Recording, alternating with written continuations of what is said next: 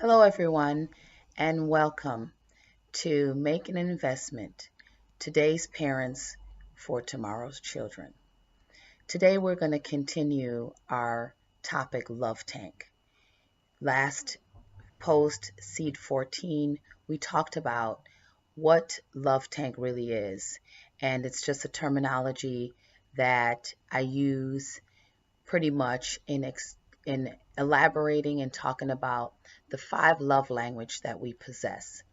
So if you haven't already, I welcome you to read, post, or watch the video Seed 14 as we move forward. And so today we're going to talk about one of the love language that our children usually demonstrate. It's called physical touch, and what it looks like, and also how we can speak that language.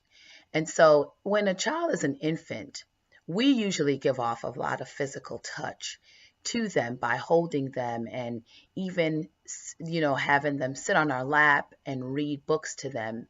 And all those examples that I'm sharing with you are ways that we physically touch our child. We rub their backs, we hold them, even when we cradle them when they're drinking their bottles. But how do you actually know that this is your child's love language?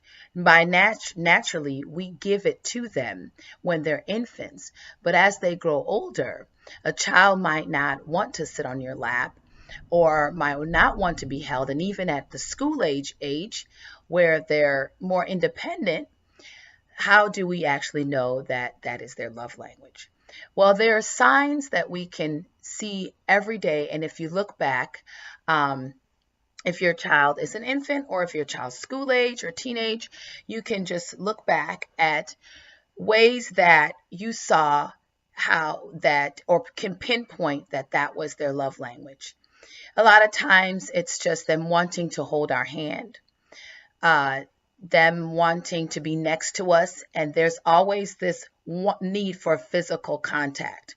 Whether it's just leaning on you as a teenager, that's what it's going to really look like. Just leaning on your body, putting their arms on your shoulder. For a child, it could be wanting to hold your hand. It could be just wanting always to be embraced physically, sit on your lap. So those are kind of ways that we identify this love language. Also, like I shared with you in Seed 14 in the book written by Dr. Gary Chapman, there is in chapter 7, you can take the test, the games, and also be able to identify what it does, what it looks like in deeper depth. But I'm just explaining to you what I've gone through and how I pinpoint it. And it started with me identifying my love language. And I read Dr. Gary Chapman's book, The Five Love Languages, even before being married. And so I had an idea of what physical touch looked like. And so when I had kids, I pretty much was able to notice what that is and what it looked like. And it like I was sharing with you before, it came through wanting to be, hold their hand, wanting to be on my lap, wanting, their backs rubbed at night, wanting, a hug and embrace. And these are things that we want to do because, like I was sharing with you in Seed 14, these love language, when we communicate them to our children, it fuels their love tank. It fills up their love tank.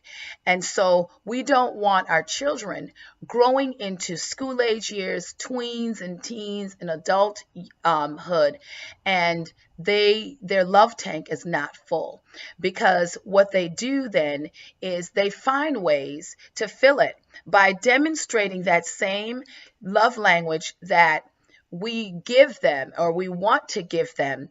They will find other unwholesome, hear the word unwholesome, means of fulfilling it. And so this is why we want to make sure that we are filling up their love tank so they don't go anywhere else And I'm just going to say it flat out. They don't go to anyone else to seek for that love, because if they do, it doesn't necessarily mean that they're going to seek it and receive it positively. They can still get the love language and their love tank get full, but it doesn't have to be in a positive way. And what we want it to be is in a positive way, in an enriching and nourishing way. We don't want our children seeking for someone to communicate with them in an unwholesome way rather, or unhealthy way, and they still gravitate to it because they want their love tank to be filled. And then they identify love through abuse or someone putting their hands on them negatively, and then they think that that's what love is. So we don't want that. We want to be able to express and communicate with them in a loving way and in a wholesome way. So that way, when they experience it outside of the home, then they know what that touch is already, and they know what it feels like for them to be touched in a loving way, in a caring way, in a way that's filling up their tank. And so if they're touched any other way outside of that, they know that that's not the way that they want to be communicated to.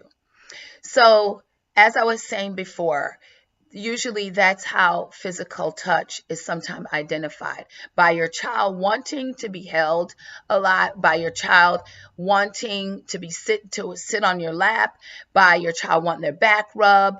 There might be other ways that you've experienced too. And I would love, please share. Come on and share. As parents, you can subscribe below, and then you can also leave a comment on this post of how you've identified the love language physical touch, and how you also communicate that to your children or child in filling up your child's love tank rather.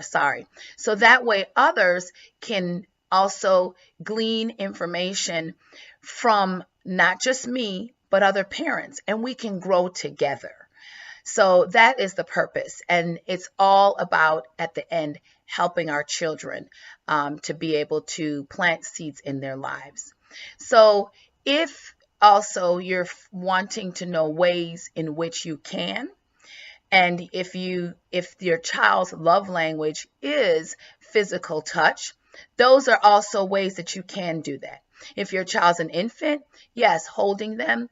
Toddlers, you could read books to them, let them sit on your lap, while even if they're coloring, even if they're watching TV, let them sit on your lap. Holding their hand, even if you're not walking, but just holding their hand in the store, holding their hand, when you're standing next to them, that is still physical touch. As a teenager, it will look different because they kind of pull away, especially boys. They pull away, and you think that they don't want the physical touch, but here's the news. They still need it. They still need their love tank to be fueled and to be filled up if their love language is physical touch. So even rubbing their back is a way of physically touching, your teenage. Rubbing their head, rubbing your hand through their hair, patting their back, touching their head, those are ways that is more accepting for a teenager, but at the same time, it's still also fueling their love tank. And so it looks different at different stages and at different ages.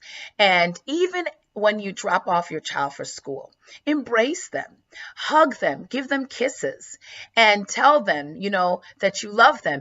In that, you're still filling up their love tank by communicating that physical touch language. And even when they come home, embrace them.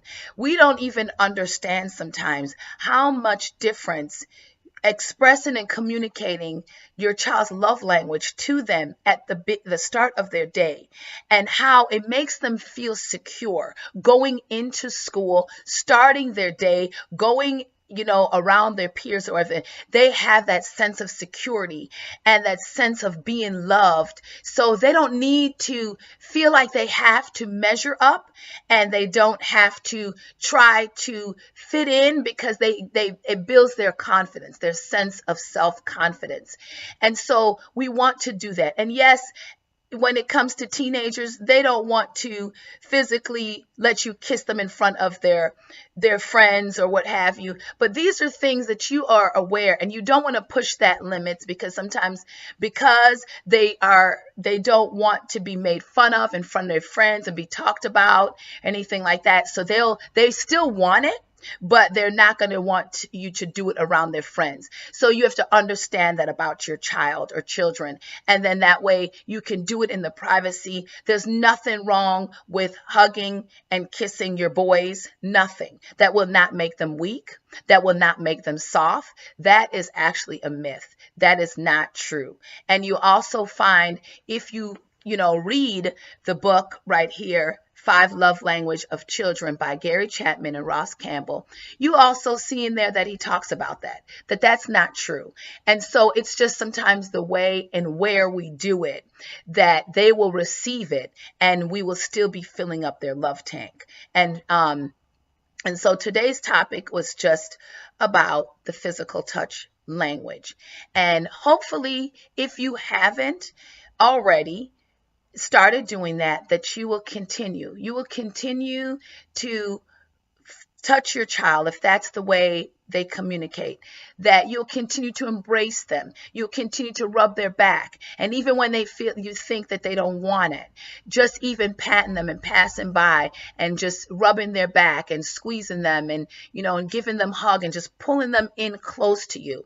Those are ways to continue and to fill up their love tank. And we want to do that. We want to do that because the end result, as we plant these seeds, is that they will be strong, secured adults, and they won't go looking for this love in a negative way, and they won't go seeking for other people that don't have their best interest at heart and don't really and want to take advantage of them. And we don't want that.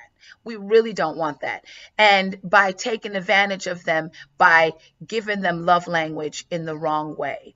So continue to fill up your child's love language. Fill up your child's love tank by communicating the love language of physical touch. Take care.